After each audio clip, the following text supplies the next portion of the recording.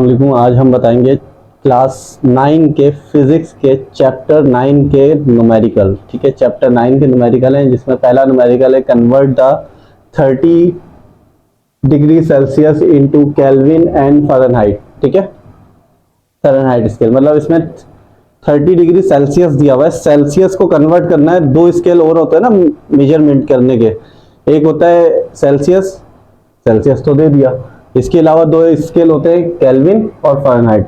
Kelvin कहाँ use होता है, जैसे फ़ारेनहाइट तो आपके मेडिकल इंस्ट्रूमेंट में यूज होता है ना। ठीक है, केल्विन आपका यूज होता है मेजरिंग करने के लिए, कोई मशीन की टेम्परेचर वगैरह मालूम करने के लिए। ठीक है, और सेल्सियस आपका कहाँ यूज होता है, सेल्सियस मालूम करने के लिए यूज होता है एनवायरनमेंट का टेम्परेचर। बहरहाल अभी इन्होंने बोला हुआ है कि अगर सेल्सियस में आपको दिया हुआ है कोई डिग्री टेम्परेचर, तो उसको कन्वर्ट किस तरह करेंगे, केल्विन में और फ़ारेनहाइट में। सबसे पहले हम फ़ारेनहाइट में करते हैं, यहाँ लिखेंगे। सबसे पहले डेटा बना दो भाई। डेटा में आपको सेल्सियस दिया हुआ है 30 डिग्री, फ़ारेनहाइट आपने मालूम करना है और केल्विन आपने मालूम करना है। सबसे पहले कन्वर्ट करेंगे हम, कन्वर्ट सी टू फ़ारेनहाइट। ठीक है, इसके लिए एक फॉर्मूला होता है फ़ारेनहाइट का, वो ये होता है Fahrenheit is equal to 1.8 Celsius plus 32। ये एक फॉर्मूला होता है, सेल्सियस को फ़ारेनहाइट में कन्वर्ट करने का ये एक फॉर्मूला होता है। ठीक है, तो फ़ारेनहाइट तो हम ऐसे ही लिख रहने देंगे, फ़ारेनहाइट हमने ऐसे लिखा रहने दिया, 1/1.8 ऐसे लिखा। सी की जगह पे लिख देंगे, इसकी वैल्यू कितनी दी हुई थी, 30 दी हुई थी, प्लस 32। इसको इससे मल्टीप्लाई करेंगे, जो आंसर आएगा इसमें प्लस कर देंगे। ठीक है, तो मेरे बैक कैमरा पे जो है मेरे स्टूडेंट बैठे हुए हैं, रोहान, वो बताएंगे इसको कैलकुलेट करके। सही बताया तो उनका है, गलत बताया तो भी उनका है। 86 या 84? अच्छा, 86 आ रहा है। ठीक है, ये यहाँ से हमने 1.8 मल्टीप्लाई 30 किया। ठीक है, फिर कर दिया हमने इसमें प्लस 32, तो ये आ गया आपके पास 86 फ़ारेनहाइट। ठीक है, तो मैं स्क्रीन से थोड़ा सा साइड में हो जाता हूँ, इसका स्क्रीनशॉट ले लें, फिर मैं यहाँ से इसको मिटाऊंगा और फिर कन्वर्ट करूंगा इसको केल्विन में। ठीक है, अब मैं यहाँ से करूंगा इसको केल्विन में। केल्विन में करने के लिए आपके पास होता है Kelvin is equal to C plus 273। ठीक है, सेल्सियस प्लस 273। के की जगह पे के रहेगा, सी की जगह पे आ जाएगा 30 प्लस 273। इसको करेंगे प्लस, कितना हो रहा है, 303। ये आपका केल्विन में कन्वर्ट हो गया। ठीक है, तो ये न्यूमेरिकल 1 जो है वो आपका कंप्लीट हो गया। न्यूमेरिकल 2 जो है वो करेंगे। न्यूमेरिकल 2 में फ़ारेनहाइट दिया हुआ है 212, सेल्सियस मालूम करना है और केल्विन मालूम करना है। तो पहले सेल्सियस में कन्वर्ट करते हैं, convert Fahrenheit into Celsius. Formula यही लगेगा, 1.8 सेल्सियस प्लस 32। फॉर्मूला पहले बना लेते हैं, बाद में जो है इसको वो कवर करेंगे। जैसे f की जगह पे f की वैल्यू क्या थी, 212 आ गया, 1.8 आ गया, c तो हमें दिया हुआ नहीं था, ये छोड़ दिया, प्लस 32 लिख दिया। ठीक है, 32 उधर प्लस हो रहा है, इधर आ जाएगा माइनस हो गया। ठीक है, अच्छा, c को हमें यही छोड़ना है, c को हमने यही छोड़ दिया। 1.8 इससे मल्टीप्लाई हो रहा था, इधर आके डिवाइड हो जाएगा। तो पहले हम करेंगे, स्टेप बाय स्टेप करना है। 212 माइनस 32 करेंगे। अच्छा, इसमें हमने क्या करा, 212 माइनस 32 करना है 0.18। ये मैं मिटा रहा हूँ ताकि वहां की कैलकुलेशन यहाँ पर हो सके, तो मैंने पूरा ही मिटा दिया। ठीक है, 212 माइनस 32 करेंगे, ये आ जाएगा आपके पास 80 सी अपॉन 1.8, इनको जब हम आपस में डिवाइड करेंगे तो आ जाएगा 100 सेल्सियस। ठीक है, ये इस तरह से फ़ारेनहाइट टू सेल्सियस कन्वर्ट हो गया। अब हम जो है केल्विन में कन्वर्ट करेंगे। केल्विन में कन्वर्ट करने के लिए फ़ारेनहाइट टू केल्विन होता ही नहीं है, फ़ारेनहाइट टू केल्विन कन्वर्जन होती ही नहीं है। तो हम क्या करेंगे, केल्विन के लिए फॉर्मूला लगाएंगे, K equal to C plus 27, क्या होता है 273। तो केल्विन ऐसे ही रहा, सी की जगह पे आपने जो मालूम करा था वो लिखा, प्लस 273, प्लस करेंगे तो हमारे पास एक आंसर आ जाएगा 373। ये हमारे पास जो है वो क्वेश्चन नंबर 2 का जो है वो आंसर आ चुका है। दोनों चीज़ों में कन्वर्जन हो गई है। इसके अलावा कौन से हैं अभी देख लेते हैं। इसके अलावा तीसरा जो है वो है इसमें हाउ मच हीट वाला। ठीक है, तो वो सवाल उतारता हूँ फिर वो समझाता हूँ। अच्छा, ये क्वेश्चन नंबर 3 है, न्यूमेरिकल नंबर 3 है। इसमें बोला जा रहा है हाउ मच हीट। डेटा बनाते हैं, सबसे पहले तो डेटा बनाते हैं। हाउ मच हीट, हीट कहते हैं डेल्टा क्यू को, डेल्टा क्यू मालूम करना है। इसके बाद बोला हुआ है required to boil 3 kg water. 3 kg आ रहा है तो यानी कि ये हो जाएगा आपके पास M3 kg which is initially temperature 10 degree Celsius. Initially temperature को T1 कहते हैं जो कि है 10 डिग्री सेल्सियस। अच्छा, अब इसका कुछ फॉर्मूला होता है, वो फॉर्मूला कुछ इस तरह से होता है कि फॉर्मूला में शो करवा देता हूं। फॉर्मूले में होता है C equal to delta Q upon M delta T। ठीक है, डेल्टा क्यू तो चलो आपको मालूम करना है, M आपको दिया हुआ है, डेल्टा T भी नहीं दिया हुआ और C भी नहीं दिया हुआ। तो ये आपको मैं बता दूं, C और डेल्टा T हमें खुद निकालना पड़ेगा हर इस तरह वाले सवाल में। किस तरह निकलता है, देखें, C होता है, C का मतलब होता है स्पेसिफिक हीट। स्पेसिफिक हीट, कुछ मखसूस टेम्परेचर या कुछ मखसूस गर्माइश चाहिए होती है पानी को उबलने के लिए।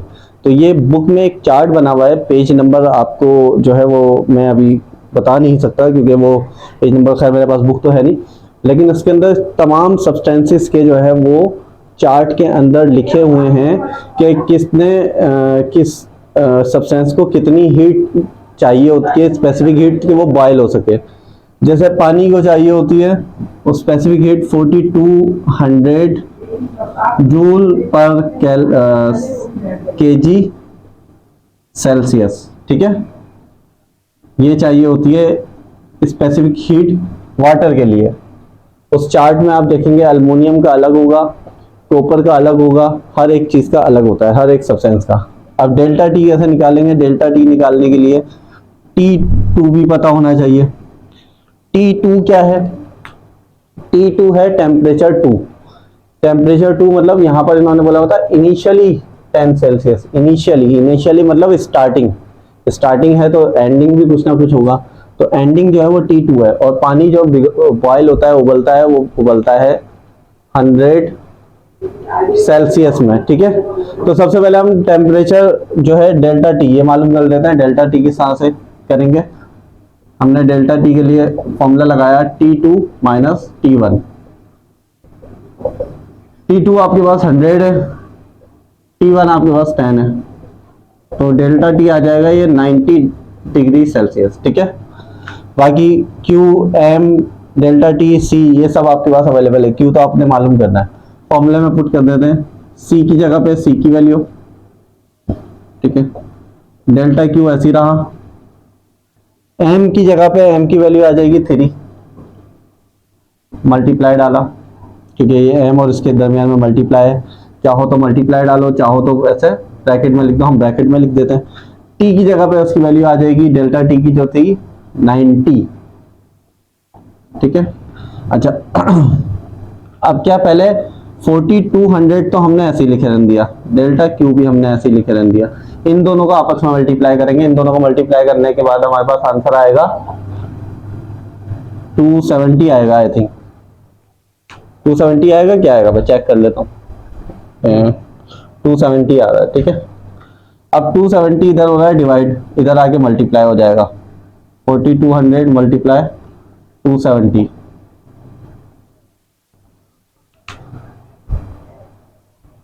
ये आ रहा है बहुत बड़ा आंसर आएगा इसका, जो कि है, यहाँ पर नहीं शो करवाता हूँ, यहाँ पर शो करवा देता हूँ, पहले इसका स्क्रीनशॉट ले लें। ठीक है, यहाँ पर मैं मिटा के जो है वो शो करवा देता हूँ। इसका आंसर क्या आया है? इसका आंसर आया है 113400 इज इक्वल टू, ओके यहाँ पर लगा देता हूँ डेल्टा क्यू।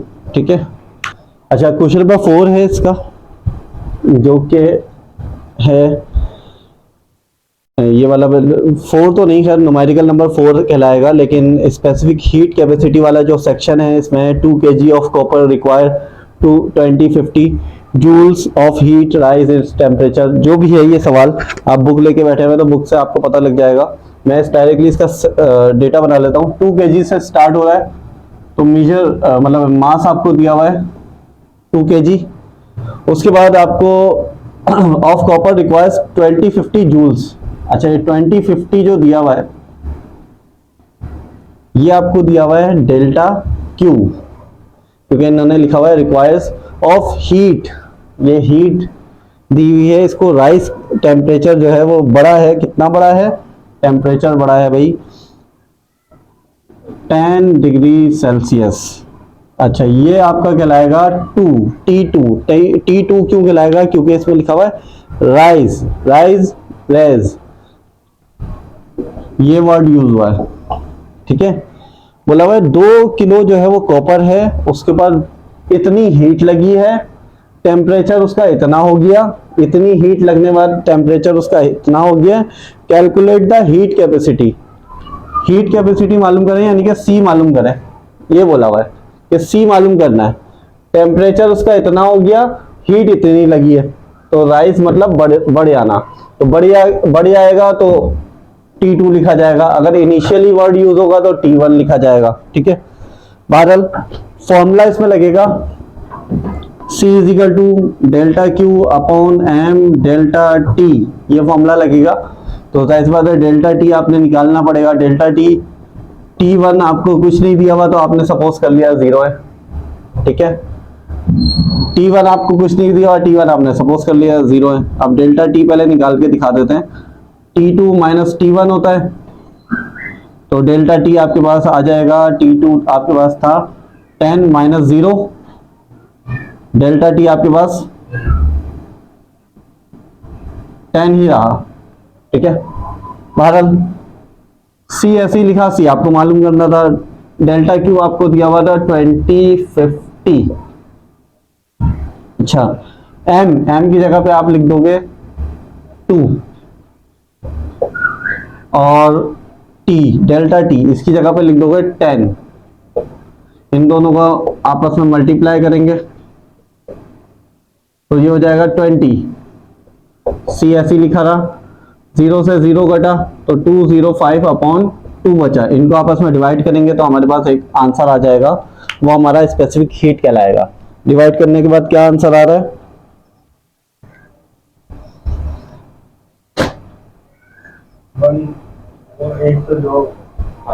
अच्छा, 102.5 ये आपके पास आ रहा है जूल्स, ये आपका आंसर हो गया। इतनी स्पेसिफिक हीट रिक्वायर्ड होगी। ठीक है, तो ये क्वेश्चन नंबर 4 जो था स्पेसिफिक हीट वाला, ये खत्म हो चुका है। अब इसके बाद वाला क्वेश्चन करते हैं, जो है लीनियर एक्सपेंशन वाला। अच्छा, अब इसमें क्वेश्चन नंबर 5 जो है वो थर्मल एक्सपेंशन वाला है।